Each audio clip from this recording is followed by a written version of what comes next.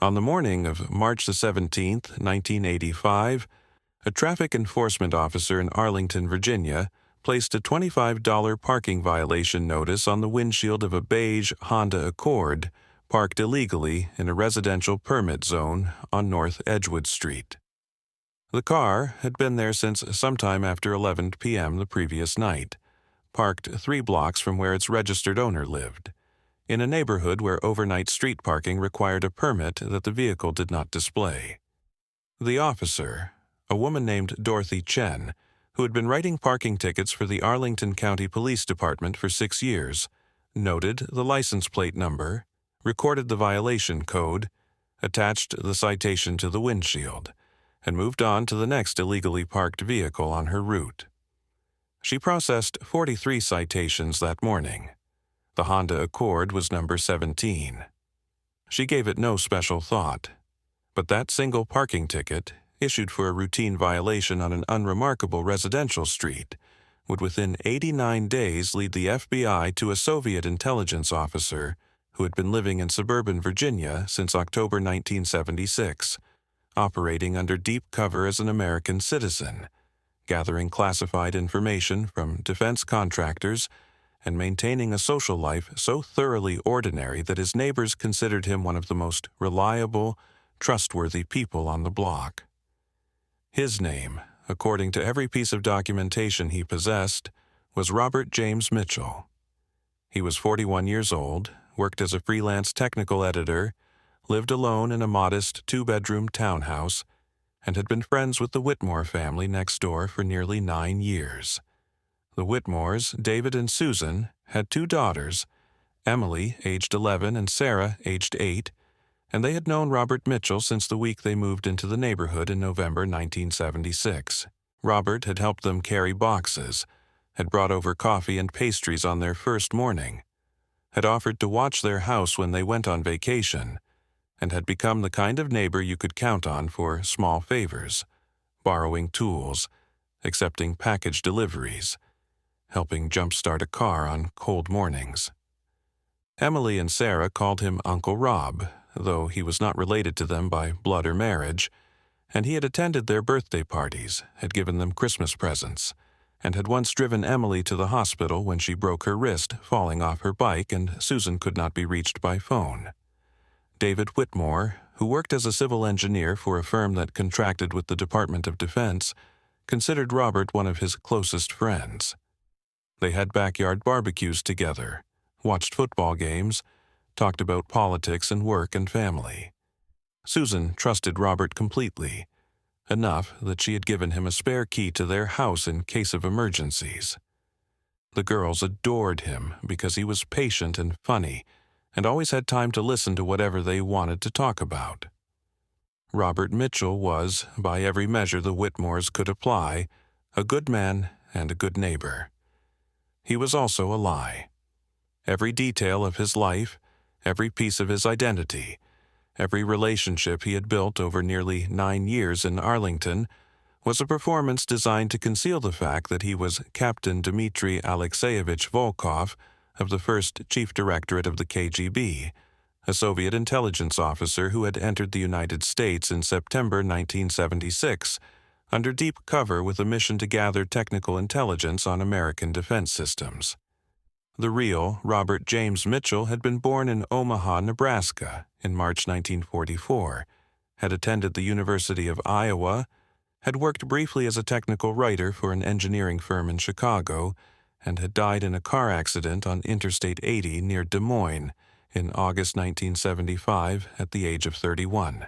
His death had been properly recorded. His body had been buried in a cemetery outside Omaha, and his identity should have been closed permanently. But Soviet intelligence had a system for acquiring the identities of dead Americans, individuals who had died young enough that their absence would not be noticed, whose families were small or scattered, whose lives had been ordinary enough that detailed background checks would not reveal inconsistencies. The KGB had obtained Mitchell's birth certificate, social security number, educational records, and employment history, and had spent more than a year building a legend around the dead man's identity, creating a plausible narrative for the missing year between his death in 1975 and his reappearance in Arlington in 1976. The legend explained that Robert Mitchell had spent that time traveling in Europe, working odd jobs, recovering from the emotional trauma of a failed relationship. It was vague enough to discourage detailed questions, but specific enough to sound believable if anyone asked. Dmitry Volkov had been trained for deep cover work at a facility outside Moscow that specialized in preparing illegals, officers who would operate abroad without diplomatic protection or official cover. The training had lasted 2 years and included intensive instruction in American culture, speech patterns, social customs, and tradecraft. Volkov had learned to speak English without a trace of accent, to mimic American body language and mannerisms, to navigate American bureaucracy, to blend into American life so completely that no one would ever suspect he was anything other than what he claimed to be. He had studied American history, American politics, American sports, American television shows. He had memorized details about Robert Mitchell's supposed childhood in Omaha, about schools he had never attended, about jobs he had never held, about a life he had never lived. And when Volkov arrived in the United States in September 1976, carrying a valid passport and driver's license in Mitchell's name, he was ready to become that person so thoroughly that even he would sometimes forget where Robert Mitchell ended and Dmitry Volkov began. The townhouse on North Edgewood Street had been selected carefully. It was in a middle-class neighborhood, quiet but not isolated, close enough to Washington that Volkov could access his targets, but far enough from the city center that intense surveillance was less likely. The neighbors were mostly young families, government workers, teachers, engineers, the kind of people who kept to themselves, but were friendly enough to make community events and casual socializing part of the routine. Volkov had moved in during October 1976, introduced himself to neighbors as a freelance technical editor who worked from home, and had immediately begun the slow, patient work of building a social life that would make him invisible. The Whitmores had moved in next door 1 month later, and Volkov had recognized them immediately as an opportunity. David Whitmore worked in defense contracting, which meant he likely had security clearance and access to information that might be valuable. Susan was a school administrator, active in the community, the kind of person who knew everyone, and who could provide Volkov with social connections that would deepen his cover. The daughters were young and trusting, and cultivating a relationship with them would make the family trust him even more completely. Volkov had calculated all of this within the first week of meeting the Whitmores, and he had acted on it with the patience and precision of a professional intelligence officer. Over the next 9 years, Volkov built relationships with more than a dozen families in the neighborhood, attended community association meetings, volunteered at local events, and maintained the appearance of a normal, unremarkable life. But his actual work, the intelligence gathering that justified his presence in the United States, was conducted with equal care through a network of contacts he had developed over time. Volkov's primary targets were defense contractors working for firms in the Washington area, individuals with access to technical specifications, project timelines, budgets, and other information that Soviet military planners could use to assess American capabilities.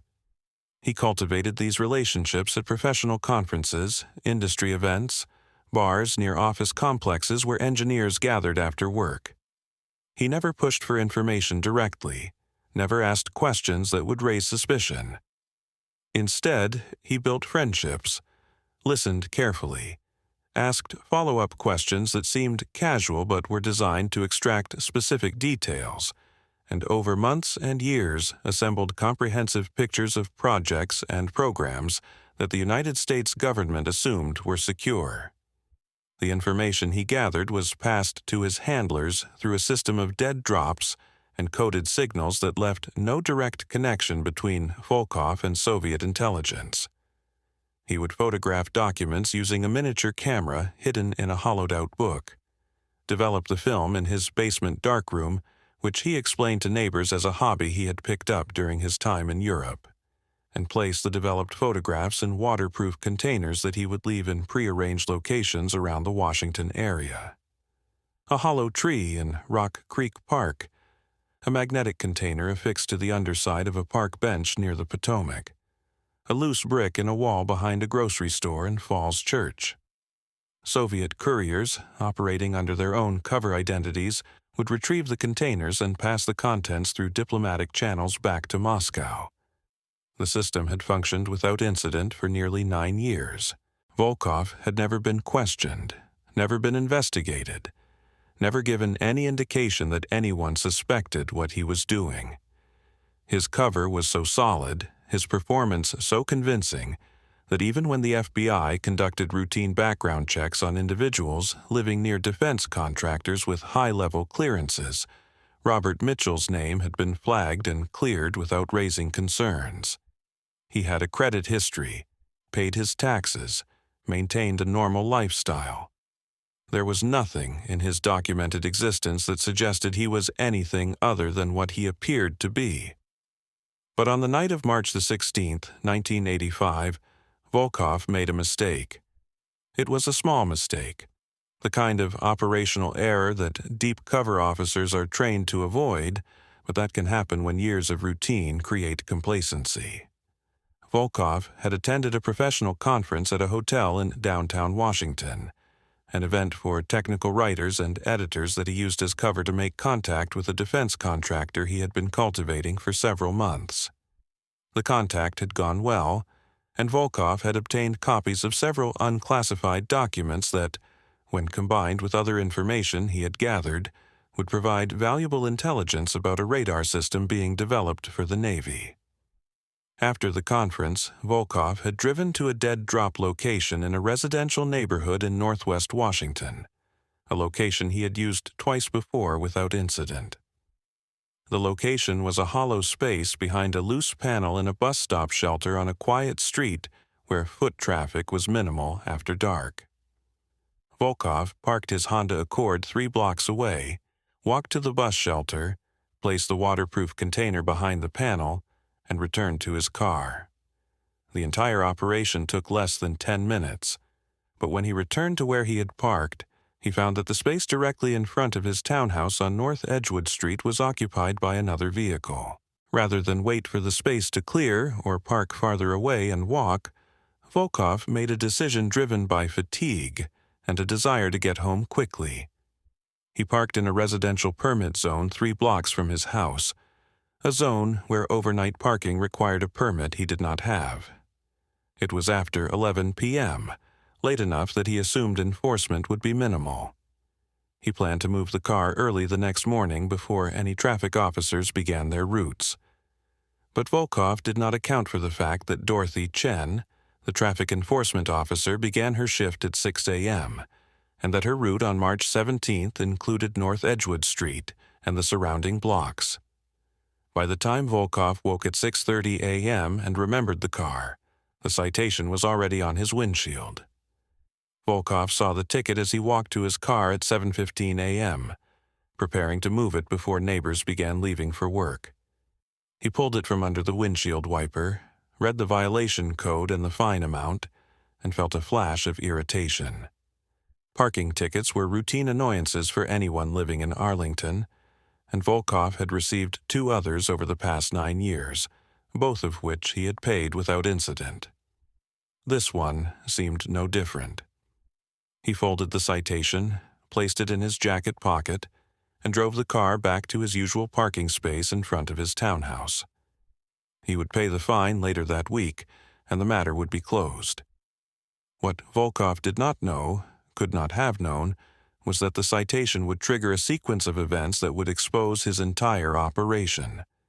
The reason had nothing to do with the parking violation itself, but with where the car had been parked and what that location meant to investigators who had been working a separate case entirely. 3 weeks before Volkov received his parking ticket, The FBI had been conducting surveillance on a suspected Soviet intelligence network operating in the Washington area. The investigation, designated Operation Northern Star, had been underway since late 1984 and focused on a series of dead drops that had been identified through signals intelligence and defector information.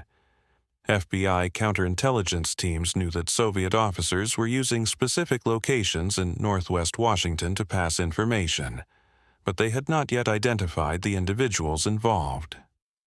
One of the dead drop locations under surveillance was the bus shelter on the street where Volkov had parked his car on the night of March 16th. FBI agents had installed motion-activated cameras in the area, hidden in utility boxes and landscaping, designed to photograph anyone who approached the shelter during late evening and early morning hours when legitimate bus passengers were unlikely to be present. The cameras had been in place since early February, and they had captured dozens of images, most of which showed people waiting for buses, teenagers cutting through the area, homeless individuals seeking shelter. But on the night of March the 16th, at approximately 11:47 p.m., the cameras captured a man approaching the bus shelter, pausing for several seconds near the back panel, and then walking away. The image was grainy, shot in low light with infrared enhancement, but it showed a man in his early 40s, average height, wearing a dark jacket and carrying nothing visible. FBI analysts reviewing the footage on March 18th flagged the image as potentially significant because the man's behavior matched the pattern they were looking for: brief approach, pause at the exact location where a dead drop was suspected, quick departure. The problem was that the image quality was not sufficient to identify the individual clearly. The man's face was partially obscured by shadow, and no distinguishing features were visible that would allow analysts to match him to existing databases of known or suspected intelligence officers. What the FBI needed was additional information, something that would help them identify who this person was and whether he was connected to the Soviet network they were investigating. On March 20th, an FBI analyst named Catherine Brennan, who had been working on Operation Northern Star for several months, decided to try a different approach. If they could not identify the man from the photograph, perhaps they could identify him through his vehicle.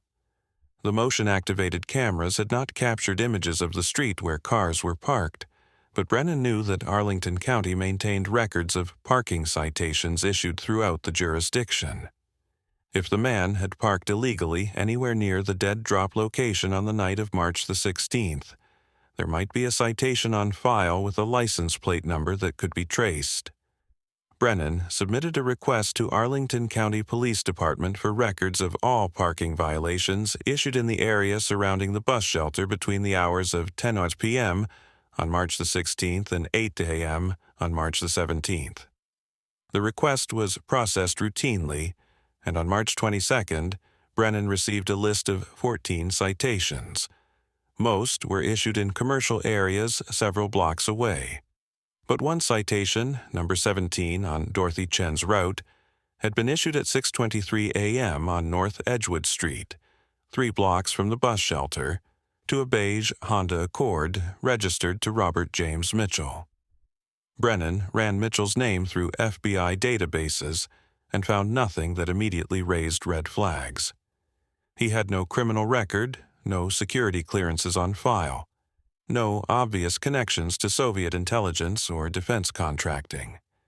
But Brennan was thorough, and she began pulling deeper into Mitchell's background, looking for the same kinds of inconsistencies that had helped identify other deep cover officers in the past. What she found over the next 2 weeks was a pattern that did not quite add up. Mitchell's documented history before 1976 was thin and vague.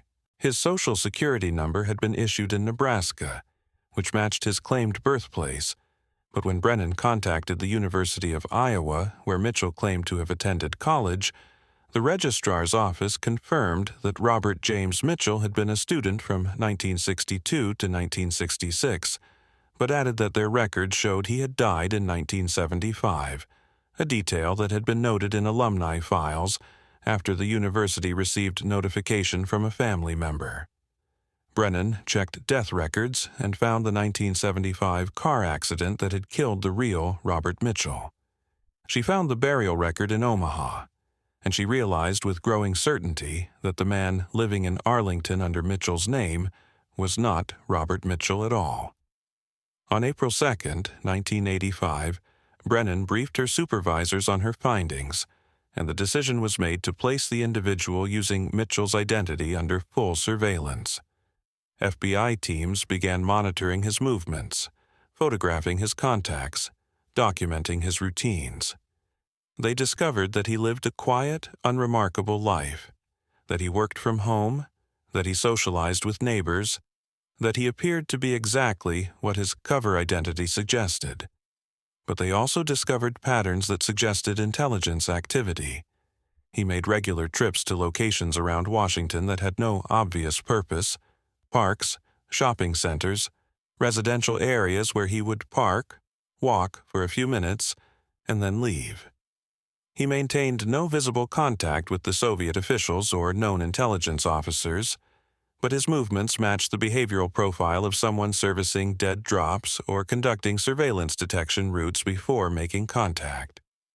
On April 9th, FBI surveillance teams followed Mitchell as he drove to a park in Georgetown, walked to a specific bench near a jogging trail, paused for several seconds, and then left. Agents returned to the location after Mitchell departed and found a magnetic container affixed to the underside of the bench. Inside were photographs of technical documents related to defense projects, the kind of classified information that would be extremely valuable to Soviet intelligence. The FBI now had physical evidence connecting Mitchell to espionage, but they faced a decision about when and how to move against him. Arresting him immediately would prevent further intelligence loss, but might not provide enough information about his network, his handlers, or the full scope of his operation. Continuing surveillance risked allowing him to pass more classified information, but increased the chance of identifying other members of the network. The decision was made to continue surveillance while simultaneously building a comprehensive case, gathering evidence that would support prosecution and allow investigators to understand the full extent of what Mitchell had been doing for the past 9 years. Over the next 6 weeks, FBI teams documented Mitchell's activities in exhaustive detail. They photographed him servicing 3 additional dead drops, watched him attend industry conferences and social events, observed his interactions with neighbors and contacts. They identified several defense contractors he had cultivated relationships with, individuals who had access to classified information and who appeared to trust Mitchell enough to discuss their work in casual conversations. They also began investigating his neighbors, particularly the Whitmore family, to determine whether David Whitmore had been a target and whether classified information had been compromised through that relationship. The investigation found no evidence that Whitmore had knowingly shared classified materials with Mitchell, but it became clear that Mitchell had used his friendship with the family to build credibility in the neighborhood and to gain information about Whitmore's work that, while not classified, provided context that made other intelligence more valuable. On May 23, 1985, the FBI decided it was time to act. The decision was driven partly by concerns that Mitchell might detect the surveillance and attempt to flee, and partly by intelligence suggesting that he was preparing to pass a significant package of information to his handlers within the next few days. The plan was to arrest Mitchell at his townhouse early in the morning, execute a search warrant, and secure all evidence before he could destroy it or signal his handlers that he had been compromised.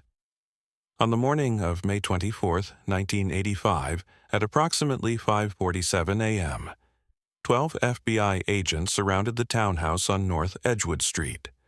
4 agents positioned themselves at the back door to prevent escape. 6 approached the front entrance. 2 remained in vehicles blocking the street. At exactly 5:50 a.m., agents knocked loudly on the front door and announced their presence. "FBI, we have a warrant. Open the door now." Inside the townhouse, Dmitry Volkov, who had been asleep, woke instantly with the clarity of someone who had been trained for this exact scenario. He knew immediately what was happening, knew that his cover had been blown, knew that he had seconds to make decisions that would determine whether he spent the rest of his life in an American prison or had any chance of escaping. Volkov rolled out of bed, grabbed the emergency kit he kept in a drawer next to the nightstand, a kit that contained $3,000 in cash, a Canadian passport under a different name, contact protocols for emergency exfiltration, and a small handgun. He moved toward the back door of the townhouse, hoping the FBI had not yet secured the rear exit. But as he reached the kitchen, he heard shouting from the backyard. "FBI, do not move. Hands where we can see them." Volkov froze, his hand on the emergency kit, calculating his options. He could try to fight his way out, but he was outnumbered, and the agents were certainly armed. He could attempt to barricade himself and destroy evidence, but the FBI would simply wait him out, and the delay would give them time to secure everything. Or he could surrender, hope that his training would hold under interrogation, and wait for a prisoner exchange that might never come. The front door splintered open as agents used a battering ram to force entry. Volkov heard boots on the floor, voices shouting commands, the sounds of a tactical entry executed with precision. He set the emergency kit on the kitchen counter, raised his hands above his head, and stepped into the hallway where the agents could see him. He was tackled immediately, thrown to the floor, handcuffed with force that left bruises on his wrists. Agents shouted at him to stay down, to not move, to keep his hands visible. Volkov complied, his face pressed against the cold floor, his mind already shifting from operational mode to survival mode, preparing for what would come next. The arrest of Robert Mitchell, whose real identity as Dmitry Volkov would be confirmed through fingerprint analysis and later through information provided by Soviet officials during negotiations, sent shockwaves through the quiet neighborhood on North Edgewood Street. Neighbors who had known Mitchell for nearly 9 years watched in stunned disbelief as FBI agents led him out of his townhouse in handcuffs, placed him in an unmarked vehicle, and drove away. David and Susan Whitmore stood in their front yard, holding their daughters, trying to process what they were seeing. Uncle Rob, the man who had helped them move in, who had been to their barbecues, who had driven Emily to the hospital, was being arrested by the FBI. Susan would later tell investigators that her first thought was that there had been some terrible mistake, that Rob was being wrongly accused of something, and that it would all be cleared up once the FBI realized their error. But as the day progressed and more agents arrived, as search teams carried boxes of evidence out of Mitchell's townhouse, as neighbors were interviewed and told fragments of what had happened, the reality began to sink in. Robert Mitchell was not who he said he was. He had been lying to them for 9 years. Everything they thought they knew about him was false, and the friendship they had valued so deeply had been nothing more than a tool he used to build his cover and gather intelligence. The betrayal was total and devastating, and it would take years for the Whitmore family to fully process what had happened and to rebuild their sense of trust in the world around them. Dmitry Volkov was taken from his townhouse in handcuffs at 5:57 a.m. on May 24, 1985, placed in the back of an unmarked sedan, and driven to the FBI's Washington field office on 4th Street Northwest. He spent the drive in silence, staring out the window at the streets of Arlington passing by, the neighborhoods where he had lived for nearly 9 years now transformed into the landscape of his failure. At the field office, he was processed through standard arrest procedures. Fingerprinted, photographed, read his rights, asked if he wanted an attorney. Volkov said nothing, providing only his name, Robert James Mitchell, and refusing to answer any other questions. He was placed in a holding cell and left alone for 3 hours. a standard interrogation technique designed to allow anxiety and isolation to do their work before questioning began. But Volkov had been trained for this. He sat on the concrete bench, closed his eyes, and mentally prepared himself for what was coming. The interrogation began at 9:15 a.m. in a small windowless room on the third floor.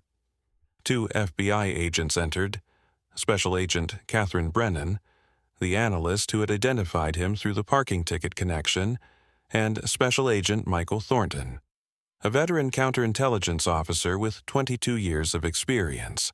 They sat across from Volkov at a metal table bolted to the floor, placed a tape recorder between them, and began with simple questions. State your full name. Robert James Mitchell.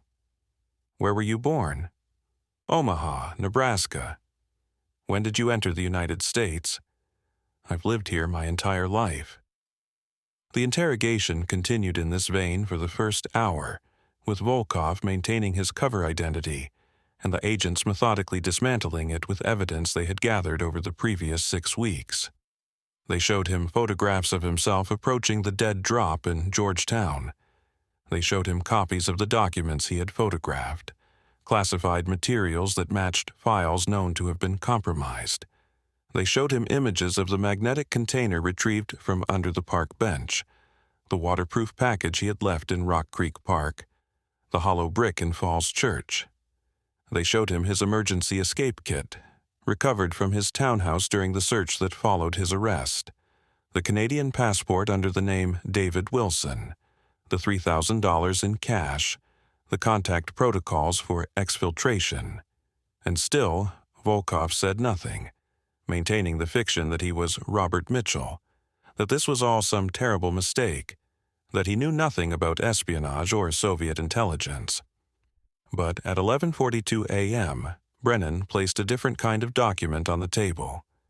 It was a fingerprint analysis report comparing prints taken from Volkov during his arrest with prints on file with Soviet military records, prints that had been obtained through intelligence liaison with a defector who had access to KGB personnel files. The match was conclusive. The man sitting across from them was not Robert James Mitchell of Omaha, Nebraska. He was Captain Dmitry Alexeyevich Volkov of the 1st Chief Directorate of the KGB, born in Leningrad in March 1944, trained as an illegal officer, and deployed to the United States in September 1976. Volkov looked at the report for a long moment.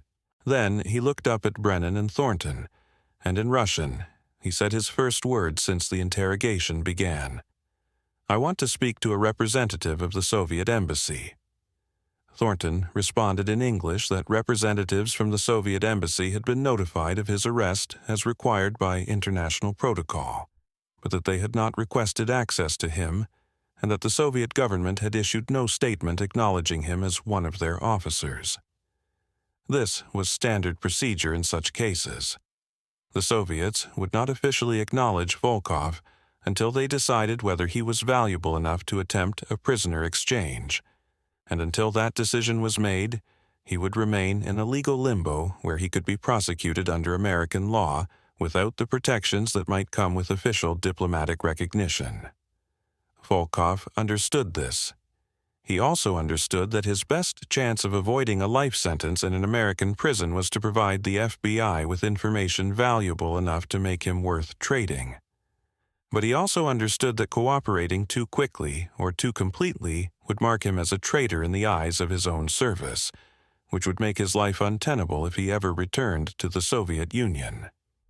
And so began a careful negotiation that would take place over the next 4 months, a negotiation in which Volkov would provide just enough cooperation to demonstrate his value while withholding just enough information to preserve his status as a loyal officer who had been captured rather than a defector who had turned.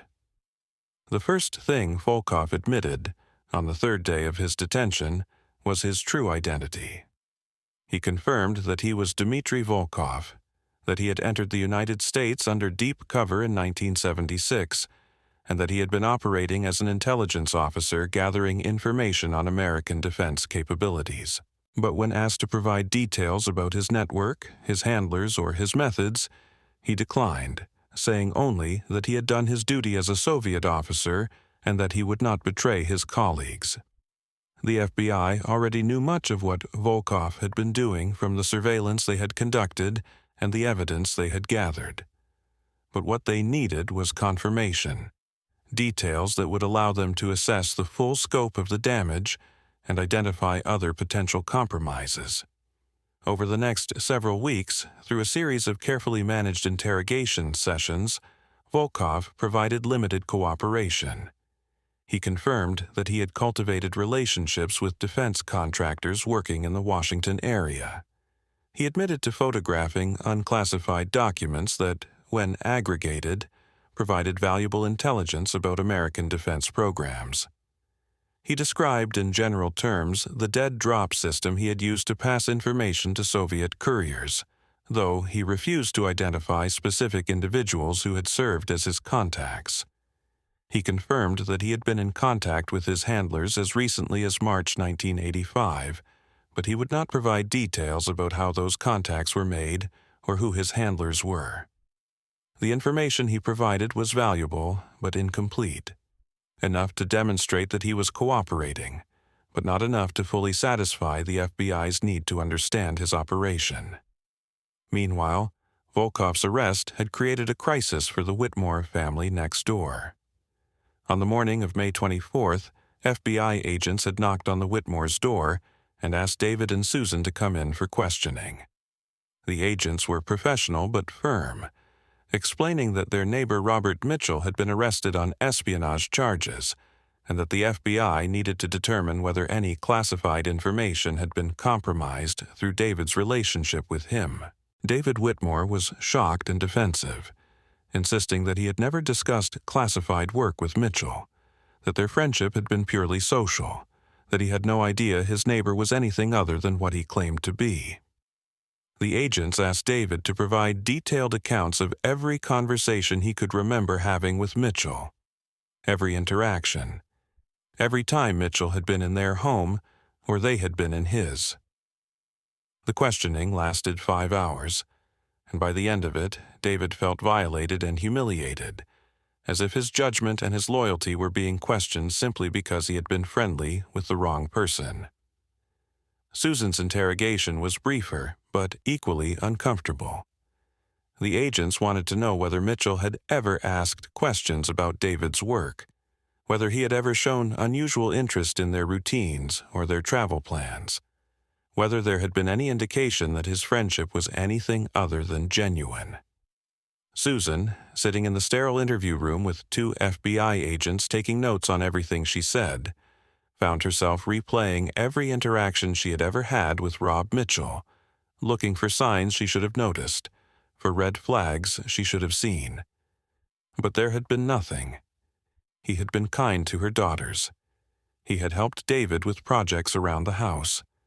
He had been a good neighbor in every way that neighbors are supposed to be good, and that realization that someone could be so thoroughly deceptive for so long left Susan feeling fundamentally unsafe in her own life. The worst part for the Whitmores came when the FBI informed them that they would need to tell Emily and Sarah what had happened, that Uncle Rob was not coming back, that he had been arrested, that he had been lying to them the entire time they had known him.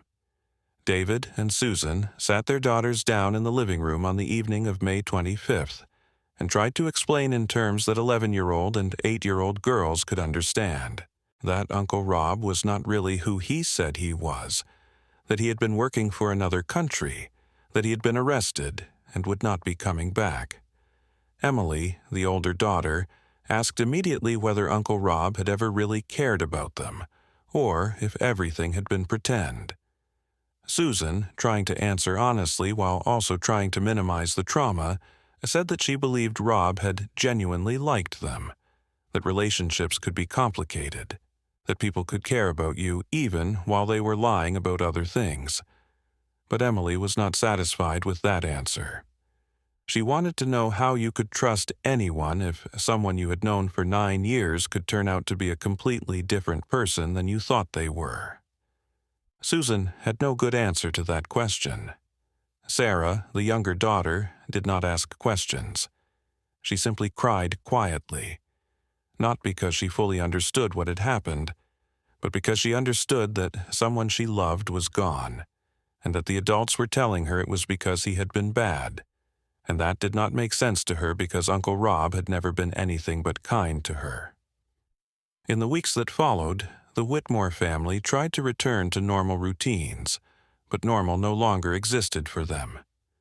Neighbors asked questions, sometimes sympathetic, sometimes suspicious, wanting to know whether the Whitmores had known, whether they had seen anything unusual, whether they felt foolish for having been so trusting.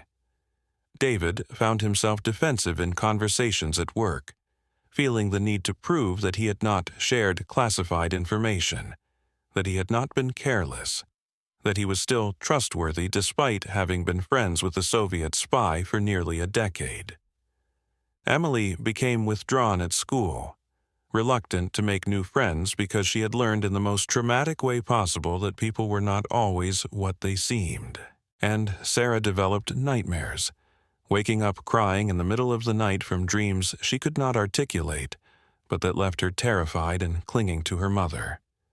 The FBI's damage assessment took months. Investigators reviewed every defense contractor Volkov had been in contact with, every facility he had visited, every document he might have had access to. They interviewed more than 60 people who had known him in various capacities: colleagues, neighbors, acquaintances from professional conferences. The assessment, completed in September 1985 and classified top secret, concluded that Volkov had obtained detailed technical information about at least 15 different defense programs over his 9 years of operation. The information included specifications for radar systems being developed for the Navy, details about electronic countermeasure capabilities, production timelines for weapon systems, and assessments of American technological advantages in specific areas. None of this information was classified at the highest levels. Volkov had never had access to top-secret or compartmented information, but in aggregate it provided Soviet military planners with a comprehensive picture of American capabilities that would have been extremely difficult to obtain through other means. The assessment noted that Volkov's primary value had been his ability to cultivate long-term relationships with people who had access to classified information, to build trust over years, and to extract information through conversations that seemed casual but were actually carefully designed intelligence gathering. David Whitmore was identified in the assessment as one of approximately a dozen individuals who had been cultivated in this way, though the assessment concluded that David had not knowingly provided classified information, and that the information Volkov had obtained from him was primarily contextual rather than specific technical details. But the assessment also noted that David's friendship with Volkov had given the Soviet officer credibility in the neighborhood, had made him seem trustworthy and ordinary, and had provided him with social connections that deepened his cover.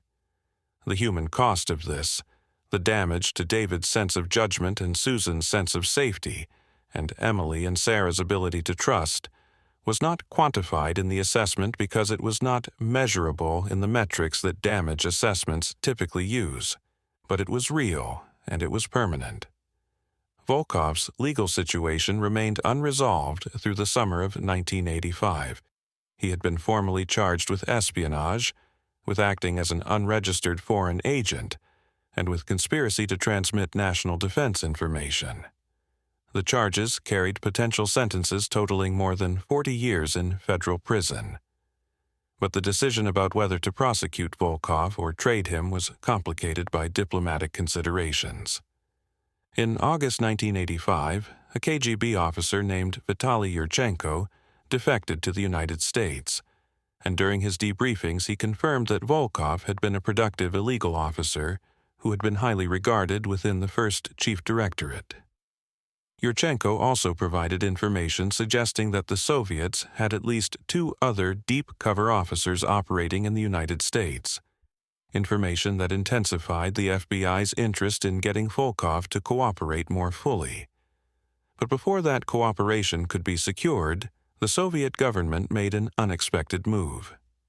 In early September, Soviet officials approached the State Department through back channels and proposed a prisoner exchange. They offered to release Nicholas Danilov, an American journalist who had been arrested in Moscow on espionage charges that American officials insisted were fabricated, in exchange for Gennady Zakharov, a Soviet United Nations employee who had been arrested in New York for attempting to recruit an American engineer as a spy. The Americans countered by saying they would release Zakharov only if the Soviets also agreed to release Danilov and to allow the emigration of Soviet dissident Yuri Orlov. And then, almost as an afterthought, they mentioned that if the Soviets wanted to include Dmitry Volkov in the exchange, the Americans would be willing to discuss terms. The negotiations took place over several weeks, conducted in the careful diplomatic language that characterized such exchanges. The final agreement, reached on September 29, 1985, involved multiple moving parts. Danilov would be released from Soviet custody. Zakharov would be allowed to leave the United States. Yuri Orlov would be permitted to emigrate. And Dmitry Volkov would be returned to Soviet custody in exchange for an American intelligence officer who had been arrested in East Germany on charges the Americans refused to discuss publicly. The exchange took place on October 3, 1985, at Glienicke Bridge, the famous crossing point between West Berlin and East Germany that had been used for several high-profile spy swaps during the Cold War. Volkov was flown from Washington to Berlin under heavy guard, held in American custody until the moment of exchange, and then walked across the bridge in the opposite direction from the American officer being released. The walk took less than 5 minutes. Volkov, wearing civilian clothes provided by the FBI, moved steadily toward the Soviet side where officers from the KGB were waiting. He did not look back, did not acknowledge the American officials watching from the western end of the bridge. When he reached the Soviet side, he was immediately surrounded by his handlers, placed in a vehicle and driven away. That was the last confirmed sighting of Dmitry Volkov by American intelligence. What happened to Volkov after his return to the Soviet Union is known only through fragmentary information obtained from defectors and intelligence liaison over the subsequent years. According to one account from a KGB officer who defected in 1988, Volkov was debriefed extensively about his operation, about what he had told the Americans, and about whether he had been compromised through operational error or through betrayal by someone else. The debriefings were reportedly intense but not hostile, focused on extracting lessons that could be applied to future illegal operations. Volkov was praised for maintaining cover for 9 years and for not cooperating fully with American interrogators after his arrest. According to the same account, Volkov was assigned to training duties at the illegal officer school outside Moscow, where he spent several years teaching tradecraft to younger officers being prepared for deep cover assignments abroad. But a different account, provided by a different source, suggested that Volkov struggled with the transition back to Soviet life, that years of living as Robert Mitchell had made it difficult for him to readjust to being Dmitry Volkov, that he had become in some fundamental way disconnected from both identities. This source claimed that Volkov requested early retirement in 1990, and that he moved to a small city in southern Russia, where he lived quietly under his own name, declining interviews and refusing to discuss his career. Whether either of these accounts is accurate is impossible to verify. Volkov himself has never spoken publicly about his time in the United States or about his arrest and exchange. If he is still alive, he would be in his early 80s now, an old man carrying memories of a life that was simultaneously completely real and completely artificial. For the Whitmore family, the aftermath of Volkov's arrest extended far beyond the immediate trauma of discovery. David Whitmore was subjected to multiple security reviews over the next 2 years. investigations designed to ensure that he had not knowingly compromised classified information, and that he remained suitable for work requiring security clearance. Each review required him to answer detailed questions about his relationship with Volkov, to account for every conversation and every interaction, to prove repeatedly that he had been a victim of deception rather than a willing participant in espionage. The reviews eventually cleared him of wrongdoing, but the process left him exhausted and bitter, feeling that he was being punished for having been friendly, for having trusted someone who had presented himself as trustworthy. David continued working in defense contracting until his retirement in 2002, but he never again allowed himself to become close with neighbors or colleagues, maintaining professional but distant relationships that protected him from the possibility of being betrayed again. Susan Whitmore developed what a therapist later identified as hypervigilance, a constant state of alertness to potential deception or threat. She found herself questioning the motivations of everyone she met, analyzing conversations for hidden meanings, looking for inconsistencies in people's stories. She knew intellectually that this was not a healthy way to live, that most people were exactly who they claimed to be, but the knowledge that Volkov had deceived her so completely for so long made it impossible for her to fully trust her own judgment about people. She remained in the house on North Edgewood Street until 1993, but she never felt safe there again. Always aware that the townhouse next door, now occupied by a different tenant, had been home to a Soviet spy who had attended her daughter's birthday parties and helped her husband fix the fence. Emily Whitmore, who had been 11 when Volkov was arrested, struggled with trust and relationships throughout her adolescence and into adulthood. According to family members who spoke years later, Emily had difficulty forming close friendships in high school and college, always holding part of herself back, never fully believing that people were who they claimed to be. She entered therapy in her mid-20s to address what her therapist described as complex trauma related to betrayal of trust by a parental figure. The therapy helped, but Emily later said that she had never fully recovered the ability to trust people the way she had before she learned that Uncle Rob was actually Captain Dmitry Volkov of the KGB. Sarah Whitmore, who had been 8 when Volkov was arrested, remembered him differently than her sister did. Sarah's memories were less about betrayal and more about loss, about missing someone who had been kind to her, who had listened to her talk about school and friends, and all the things that seemed important when you were 8 years old. As Sarah grew older and came to understand more about what Volkov had been doing, she found herself wrestling with contradictory feelings, anger at the deception, but also a stubborn insistence that the kindness he had shown her had been real, even if the identity had been false. Sarah eventually became a social worker, specializing in helping children who had experienced trauma related to parental absence or betrayal. She later said that her work was directly connected to her own experience with Volkov, that trying to help other children process complicated feelings about adults who had disappointed or deceived them was a way of making sense of what had happened to her. The broader impact of the Volkov case extended beyond the Whitmore family to the community and to counterintelligence practices. The neighborhood on North Edgewood Street became known, at least among those who followed such cases, as the place where a Soviet spy had lived for 9 years without anyone suspecting.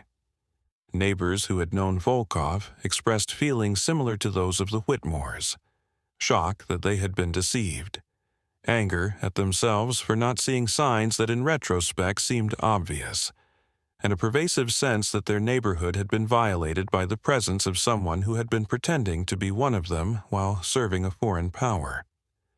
The case became a teaching example within the FBI's counterintelligence division, used to train new agents about the sophistication of Soviet illegal operations and about the importance of patient, methodical investigation. The fact that Volkov had been identified through a routine parking ticket became part of the legend of the case, a reminder that sometimes the smallest details could unravel the most carefully constructed covers. FBI instructors would tell new agents that espionage was often detected not through dramatic breakthroughs, but through the accumulation of minor inconsistencies, the kind of details that only became significant when viewed in context. The parking ticket that led to Volkoff's identification was preserved in FBI files as an example of this principle. A $25 citation that had resulted in the exposure of a Soviet intelligence officer who had been operating successfully for nearly a decade. In the years since 1985, the Cold War has ended, the Soviet Union has collapsed, and the nature of intelligence operations has evolved. But the fundamental dynamics illustrated by the Volkoff case remain unchanged. Nations still deploy intelligence officers under deep cover, individuals who live double lives for years or decades, gathering information and building networks while presenting themselves as ordinary citizens of the countries they are infiltrating. The tradecraft has become more sophisticated, the technologies more advanced, but the core challenge remains the same. How do you maintain a false identity convincingly enough to avoid detection while simultaneously gathering intelligence valuable enough to justify the enormous investment of time and resources required for such operations? Dmitry Volkov was successful at this for 9 years, building relationships, gathering information, serving his intelligence service with dedication and skill. But he was caught, not through a dramatic confrontation or a moment of obvious error, but through a parking ticket and an analyst's patient work connecting dots that others might have missed. His arrest destroyed the life he had built as Robert Mitchell and altered the lives of everyone who had known him in that identity. David and Susan Whitmore, Emily and Sarah, the neighbors who had trusted him, the colleagues who had worked with him, all of them were left to process the knowledge that someone they had known for years had been a complete fiction. The human cost of intelligence work is typically measured in terms of agents who are captured or killed, of sources who are exposed, of operations that are compromised. But there is another category of cost, harder to quantify but no less real, the damage done to ordinary people who find themselves caught in the machinery of espionage through no fault of their own. The Whitmores never chose to be part of an intelligence operation, but they became part of one simply by being neighbors to the wrong person. And the trauma of that experience, the sense of betrayal and violation and loss of safety, stayed with them for the rest of their lives. This is part of the legacy of the Cold War that is rarely discussed in histories focused on geopolitics and strategic competition. The small personal tragedies that occurred in suburban neighborhoods and office buildings and community centers, places where intelligence officers built their covers by deceiving people who trusted them. Robert Mitchell's townhouse on North Edgewood Street has been occupied by several different tenants since 1985. None of them knew, when they moved in, that a Soviet spy had lived there for 9 years. The townhouse looks exactly like the others on the street. Modest, well-maintained, unremarkable. There is nothing to indicate that it was once the American home of Captain Dmitry Alexeyevich Volkov of the KGB, that it was filled with miniature cameras and dead-drop protocols, and a carefully constructed legend that allowed a Soviet intelligence officer to pass as an American neighbor for nearly a decade. The parking ticket that started the investigation that led to Volkov's arrest is filed in FBI archives, a yellowed piece of paper documenting a $25 fine for illegal parking on the night of March 16, 1985. It sits among thousands of other documents related to the case, evidence that has been classified, declassified, and reclassified over the years as different aspects of the operation have been deemed suitable or unsuitable for public knowledge. And somewhere, perhaps in Russia, perhaps somewhere else entirely, Dmitry Volkov carries his own memories of those 9 years, of the life he lived as Robert Mitchell, of the Whitmore family next door, of the moment when FBI agents burst through his door and his carefully constructed world collapsed in an instant. Whether he thinks about David and Susan and Emily and Sarah, whether he feels any regret about the deception he maintained or the trust he exploited, whether he understands the human cost of the work he was doing, these are questions that remain unanswered. What is certain is that the story of how a $25 parking ticket led to the arrest of a Soviet spy who had been living in suburban Virginia for 9 years stands as a reminder of the hidden nature of intelligence work, of how espionage operates not in the dramatic settings of movies, but in the most ordinary places among the most ordinary people. And it stands as a testament to the fact that sometimes the most devastating betrayals are the ones that come from people you trusted completely, people you welcomed into your home, people you called friend, people who turned out to be someone else entirely.